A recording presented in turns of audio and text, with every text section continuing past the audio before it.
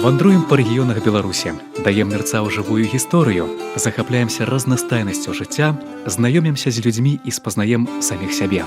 Падарожжа ў глыбінку. На хвалях Радыё Беларусь.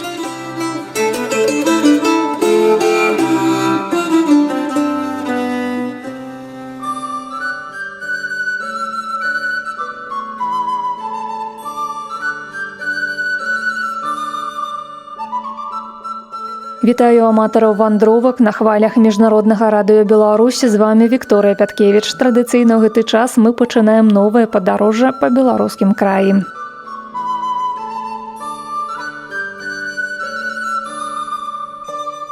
Што можа быць больш таямнічым за тэрыторыю, дзе ні разу не ступала нага чалавека. Менавіта ў такое месца мы здзейснім наша сённяшняе падарожжа. Бярэзінскі біасферны запаведнік знаходзіцца ў паўночнай частцы Беларусі. У гэтай мясцовасці насамрэч ёсць такія запаведныя мясціны, якія ні разу не бачылі чалавека.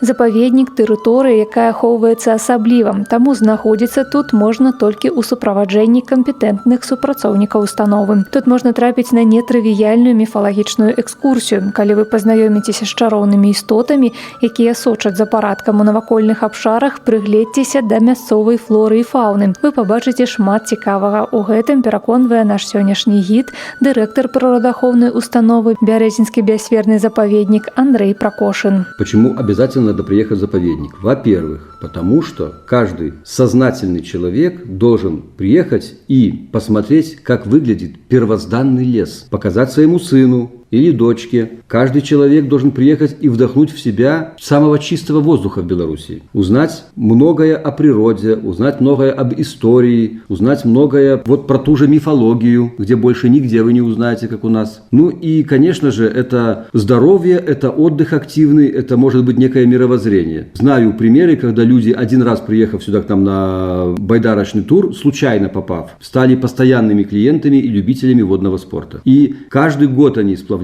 приезжают и ищут уже и другие маршруты, и они к этому делу прикипели. Я хочу сказать, что великолепнейший отдых, когда ты отвлекаешься от повседневных дел, когда сходишь на 2 дня на природу. Вот как-то наш профсоюз, он каждый год делает такое мероприятие, значит, наш профсоюз, мы тут сами работаем в заповеднике, да, вроде бы тут каждый день, но мы тут работаем. Разница, когда человек приезжает отдыхать и когда человек тут работает. Они по разным углам смотрят, они по-разному все воспринимают, поэтому мы тут в работе все, и вот мы решили сами воспользоваться своими плодами. И наш профсоюз повел нас на байдарочный тур с ночевкой. Это было великолепнейшее мероприятие. Я так отдохнул, вот как нигде больше не отдыхал. Проплыли здесь в байдарках, жгли костер, варили уху, играли в волейбол, пели под гитару песни, ночевали в палатке, утром вернулись обратно. Супер, заряд бодрости на полгода. Падарожнічайце з Радыё Беларусь.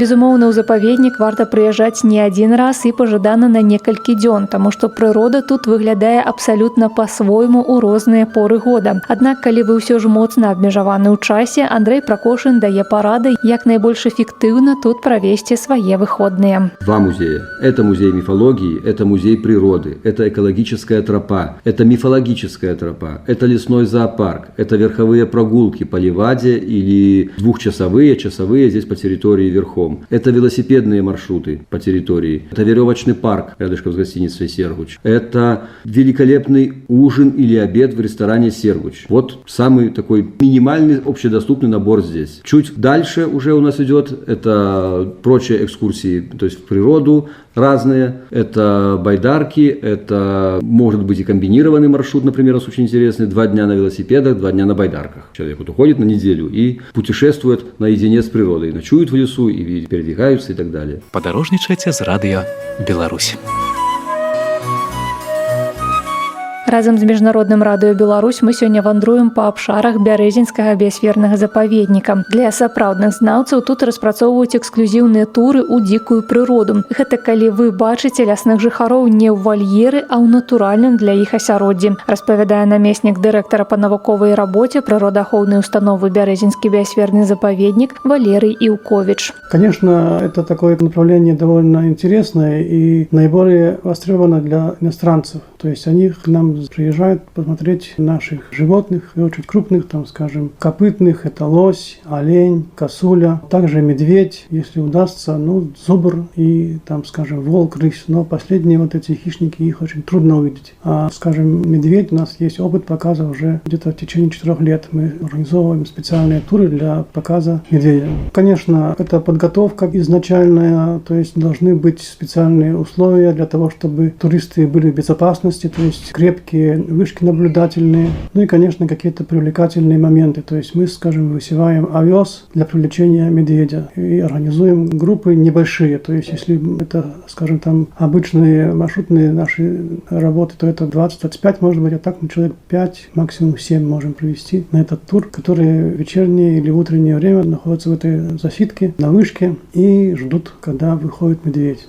Удача бывает не каждый раз, к сожалению, но тем не менее иногда это получается. А средняя продолжительность засидки? На практике примерно 4-5 часов надо сидеть, потому что обычно туристы заезжают заранее, там за час-полтора до вероятного прихода медведя и остаются в этом домике. Кроме того, мы оцениваем время прихода, используя фотоловушки, и изначально там, допустим, в конце июля мы ставим эти ловушки вокруг этих полей и фиксируем время прихода хищников на кормежку. Потом уже, соответственно, планируем приглашение наших гостей. Падарожнічайце з радыё Беларусь.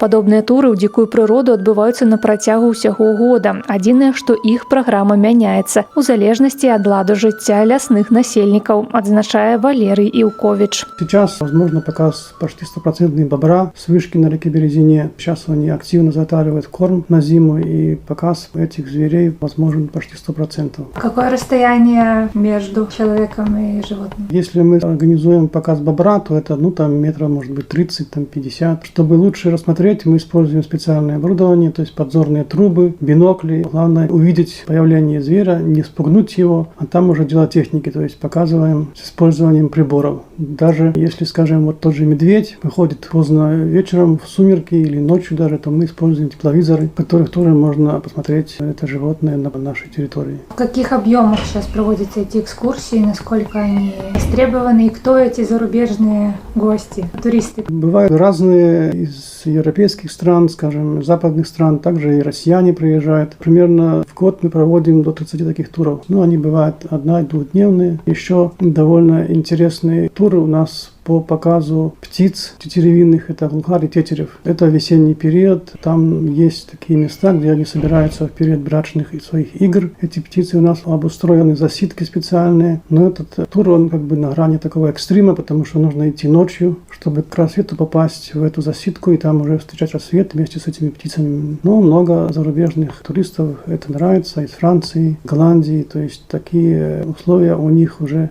не существует, и такой показ мы можем сделать только у нас. Падарожнічайце з радыё Беларусь. Падгледзець за жыццём дзікіх жывёл і прыгледзецца да хараства беларускай прыроды запрашаюць у Бярэзінскім біасферным запаведніку. Нагадаю, гэты неабдымны лясны абшар знаходзіцца на поўначы нашай краіны у Віцебскай вобласці. Сябры, на гэтым наша сённяшняя вандроўка завяршаецца. Да сустрэчы праз тыдзень. Вандруем па рэгіёнах Беларусі, даем мерцаў жывую гісторыю, захапляемся разнастайнасцю жыцця, знаёмімся з людзьмі і спазнаем саміх сябе.